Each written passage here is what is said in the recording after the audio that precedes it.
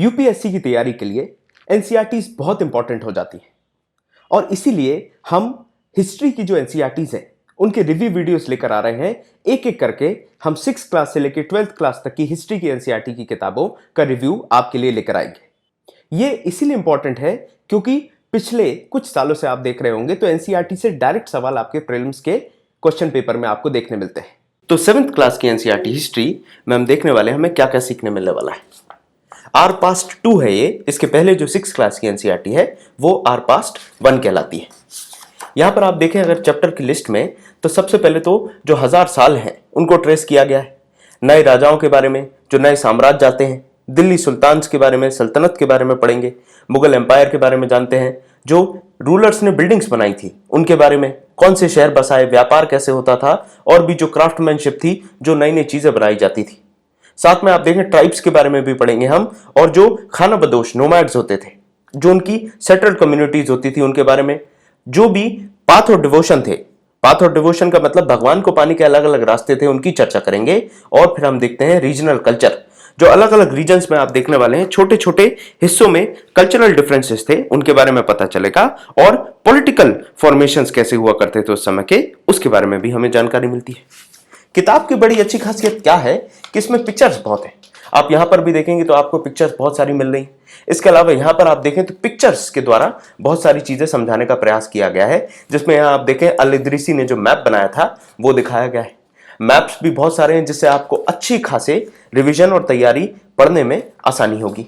ये देखिए इस तरीके की जो पिक्चर्स लगाई गई हैं, जो पुरानी तरीके की पिक्चर्स, राइटिंग्स किस प्रकार की हुआ करती थी, और भी इस तरीके की पिक्चर्स आपको मिल जाएंगी। तो रीडिंग में काफी आसान हो जाता है। यहाँ पर आप देखें अलग अलग जो साइट्स हैं दिल्ली सल्तनत की, उनको भी आपको पिक्चर के द्वारा, मैप के द्वारा समझाया गया है।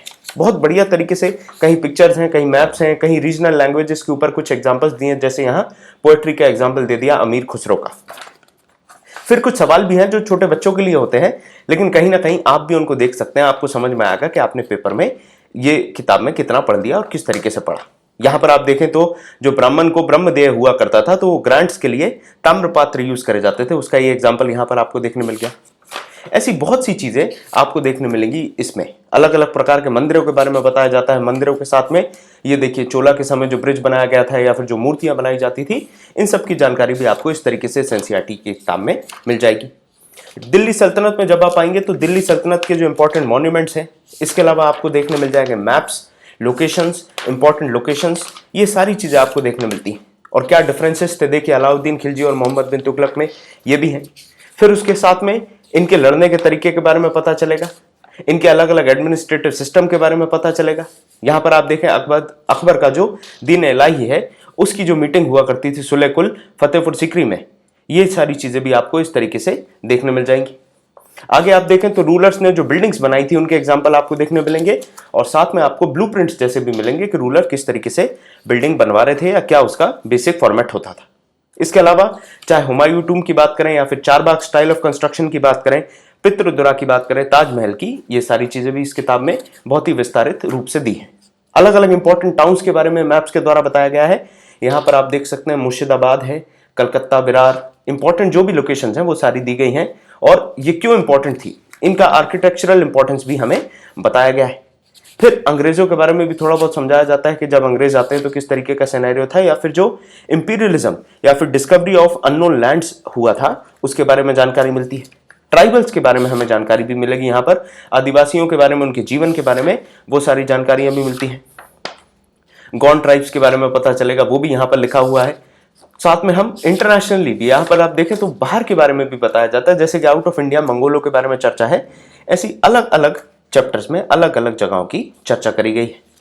आगे हम बढ़े और विस्तार से अगर हम देखें तो रिलीजियस डेवलपमेंट्स कैसी होनी थी, चाहे आप बात करें भक्ति मूवमेंट की या फिर आप बात करें सूफिज्म की या फिर मीराबाई की बात करें, कबीर, नानक, इस तरीके से जो बड़े बड़े गुरु रहे हैं उनका भी आगमन इसी समय पे हुआ, उसकी हमें जानकारी मिलती है। रीजनल कल्चरल और रीजनल गॉड्स जो हैं उनके बारे में पता चलता है और उनको कैसे मेन फ्रेम हिंदुइज्म में एसिमुलेट किया गया। क्लासिकल डांसेस हैं, स्कल्पचर्स हैं, फेस्टिवल्स हैं, ये सारी चीजें भी बताई गई हैं इसी पर्टिकुलर किताब में, आप देख सकते हैं। साथ में आर्किटेक्चरल इंपॉर्टेंस भी दिखाया गया है और उसके साथ में कल्चरल हैबिट्स, ईटिंग हैबिट्स, उन सब की जानकारी भी हमें इसी चैप्टर में मिलती है। 18th सेंचुरी में जो पॉलिटिकल फॉर्मेशंस थे उसके बारे में जानकारी हमें मिलती है, कैसे पॉलिटिकल फॉर्मेशंस हुआ करते थे और नई नई स्टेट्स जो एमर्ज हो रही थी और ओल्ड मुगल प्रोविंसेस जो कमजोर हो रहे थे, इन सब के बारे में भी हमें बताया जाता है। अवध के बारे में आप जानेंगे, बंगाल के बारे में आप जानेंगे, इसके साथ में आप जानेंगे हैदराबाद के बारे में।